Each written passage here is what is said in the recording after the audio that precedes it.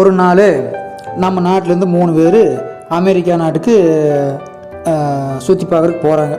அப்போ போனவங்க என்ன பண்ணானுங்க, ரொம்ப உலகத்துலேயே உயரமான ஒரு ஹோட்டலில் ரூம் எடுத்து தங்க முடிவு செஞ்சு அங்கேயே போய் அப்படியே தங்குறாங்க.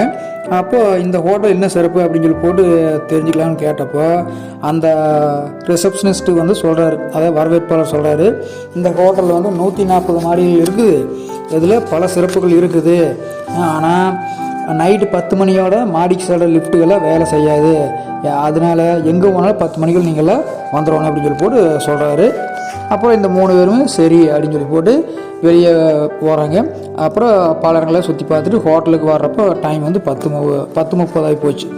அப்புறம் லிஃப்ட்டு வேறு வேலை செய்யலை, 140 மாடி ஏறணும் இல்லையா, என்ன செய்கிறது, 3 பேர் ஆளுக்கு ஒரு ஏதோ ஒரு விஷயத்தை சொல்லிட்டு மேலே மாடி போகலான்னு சொல்லி போட்டு முடிவு செய்கிறாங்க. முதல்ல வந்தவன் ஒரு கதை சொல்கிறேன், 60 மாடியில் அப்படியே கடந்து போகிறாங்க.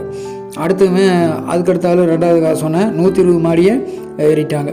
3வது ஆள் கேட்க அவன் வந்து மேலே வந்து சொல்கிறத சொல்கிறான். கடைசியாக 140வது மாடி வந்து அடைகிறாங்க. 3வது ஆள் சொல்கிறேன், அரை சாவி நம்ம ரூமோட சாவி கீழே தாண்டா இருக்குது அப்படின்னு சொல்லி சொல்கிறேன். அந்த 3 பேர் அப்படின்னு பண்ணுறாங்க, வேறு வழி எழுதியாச்சு, சோகத்தோடு அப்படியே இறங்கி பழையபடி கதையை சொல்லிகிட்டே வந்துட்டு இருக்கிறாங்க இங்கே கீழே. அப்புறம் அதில் ஒருத்தன் பேசாமையே வரான். கீழே வந்ததுக்கப்புறம் அவன் சொல்கிறான், சாவி இல்லாமலும் கதையை திறக்கலாம், அது உங்களுக்கு தெரியாதாடா விளக்கண்ணையா அப்படின்னு சொல்லி போட்டு சொல்கிறேன்.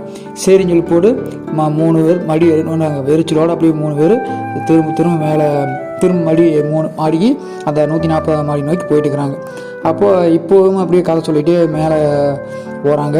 அப்படியே கடைசியாக அந்த இடத்துக்கு போனதையுமே அந்த 3 பேரில் ஒருத்தங்கிறான் பாரு, 3வது ஆள் சொல்கிறேன், கதையாக சொல்கிறேன். என்னென்னா, இங்கே வர்றேன், நாம் இவ்வளோ கஷ்டப்பட்டு மடி வந்தோமில்ல, நாம் தங்கி இருந்த ஹோட்டல் வந்து இதல்ல, அது எதுக்காக இருக்குது அப்படின்னு சொல்லி சொல்கிறேன். பாக்கி 2 பேர் அதை கேட்டு போட்டு கிருகுன்னு வந்து கீழே விழுந்துட்டாங்களா. இந்த கதை மூலிமா நம்ம தெரிஞ்சுக்க வேண்டிய விஷயம் என்னென்னா, எப்போதுமே கொஞ்சமாவது அறிவை பயன்படுத்தணும், இல்லாட்டி இப்படித்தான் நடக்கும் அப்படிங்கிறத நல்லா தெரிஞ்சுக்கணும்.